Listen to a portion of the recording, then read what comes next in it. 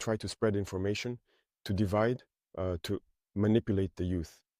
But it doesn't work anymore. I think people are aware enough. Now people have their eyes open. Through communication, they managed to rewrite history. And as for African history, they schemed everything to spread lies. As a result, some young Africans don't even know the history of Africa or what Africa has accomplished. Some don't even know that our grandparents fought, were put on the front lines as cannon fodder, and when they returned, they were killed like animals.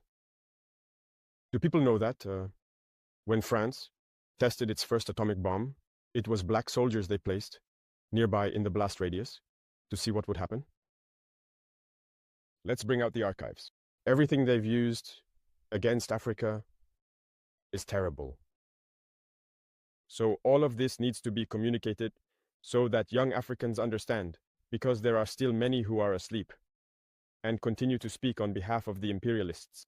Whatever they're told to say, they do it. Maybe it's because, well, they're given something, I don't know. But Africans need to understand their history and wake up. So that's our fight as well. My biggest regret is having spent a good part of my youth listening to radio stations like RFI and France 24. I've been in countries where those radio stations were shut down. But we would use apps to record their news broadcasts so we could listen. But at some point, something clicked. I started to realize that they were conditioning our minds to accept what they wanted. It's their narrative that they want us to learn. And since then, I've started to see things for what they are. And I understood that what they're doing is very dangerous.